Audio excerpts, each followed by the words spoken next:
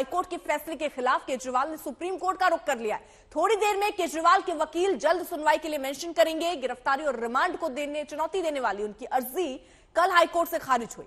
High court ने ED के action को सही बताया, गिरफ्तारी को कानूनी ठहराया। हाईकोर्ट के सख्त फैसले के बाद बीजेपी केजरीवाल के इस्तीफे की अब मांग करने लगी है कि आखिरकार कब तक जेल से अरविंद केजरीवाल सरकार चलाएंगे। लेकिन राहत की नजरों से इस वक्त सुप्रीम कोर्ट की तरफ न सिर्फ केजरीवाल बल्कि उनकी पूरी पार्टी इस वक्त देख रही है। लेकिन इस बीच झटके पे झटका, राउज एवेन्यू कोर्ट से भी केजरीवाल को झटका लगा है, जिसमें वकीलों से मुलाकात करने के लिए वक्त बढ़ाने की अर्जी जो उन्होंने दी थी उसे खारिज कर दिया गया। राउज एवेन्यू कोर्ट की तरफ से हफ्ते में 2 बार ही वकीलों से मिल पाएंगे अरविंद केजरीवाल। वक्त बढ़ाना चाहते थे कि ज्यादा वकीलों से मुलाकात वो कर पाए, लेकिन ऐसे में झटका उन्हें एक बार फिर से, कल हाईकोर्ट से झटका संजय और आज राउज एवेन्यू कोर्ट से झटका।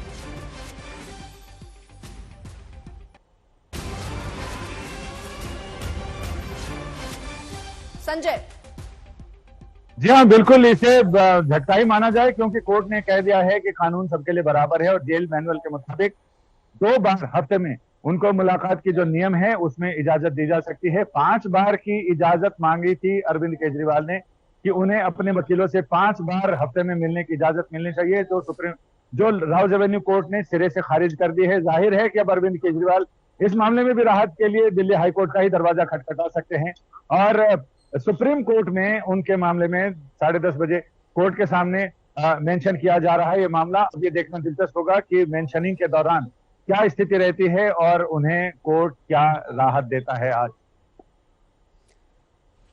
तो फिलहाल आपसे थोड़ी देर बाद, जैसा संजय बता रहे हैं, सुप्रीम कोर्ट में मेंशनिंग के लिए उनके वकील पहुंचेंगे और सुप्रीम कोर्ट में भी यही दलील अरविंद केजरीवाल उनके वकीलों की तरफ से दी जा रही है कि गिरफ्तारी जो हुई है वो सही तरीके से नहीं हुई है, गलत ढंग से अरविंद केजरीवाल की गिरफ्तारी हुई और वो भी चुनावी मौसम में ये गिरफ्तारी हुई है जो कि साजिश के तहत। हालांकि यहां याद करना होगा आपको कल के हाईकोर्ट के आए फैसले को, जिसमें साफ तौर पर यह कहा गया जिसमें कि गिरफ्तारी गलत तरीके से नहीं हुई, चुनाव से इसको जोड़कर नहीं देखना चाहिए, लगातार समन को अवॉइड करते रहे हैं अरविंद केजरीवाल, जिसके बाद मजबूरी में ईडी को गिरफ्तार करना पड़ा है। संजय, उम्मीद की नजरों से आप सुप्रीम कोर्ट में देख रहे हैं, लेकिन आप जैसा कह रहे थे कि यह भी दिलचस्प होगा कि कब सुनवाई शुरू होती है।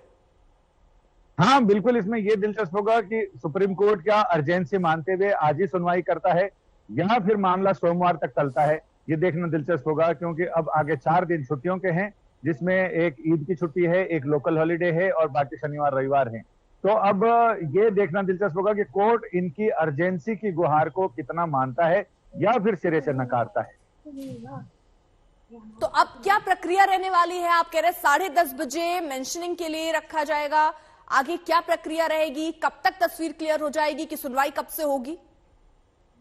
सुनवाई ये तो सुप्रीम कोर्ट के चीफ जस्टिस तय करेंगे, जस्टिस डीवाई चंद्रचूड़ की पीठ के आगे, जिसमें जस्टिस पारदीवाला और जस्टिस मनोज मिश्रा उनकी पीठ में सहयोगी जज हैं।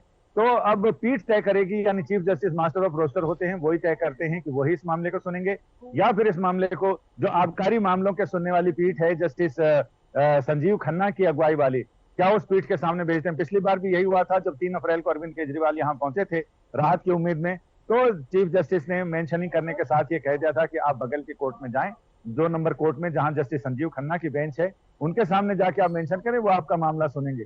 लेकिन अरविंद केजरीवाल की लीगल टीम को लगा होगा कि यहाँ मेंशन करने से एक ऑप्शन एग्जॉस्ट करना होगा, लिहाजा ऐसे में बजाय और यहाँ पर लोअर कोर्ट में अपनी बात कहें, और उन्होंने विशेष अदालत के सामने अपनी बात कही थी, अपनी अर्जी वापस ले ली थी। लेकिन आज ये देखना दिलचस्प होगा कि क्या उसी बेंच के सामने मामला जाता है सुनवाई के लिए या चीफ जस्टिस स्वयं सुनवाई करते हैं। बिल्कुल, अब से थोड़ी देर में ये तस्वीर भी क्लियर हो जाएगी। संजय, आप नजर बनाए रखिए।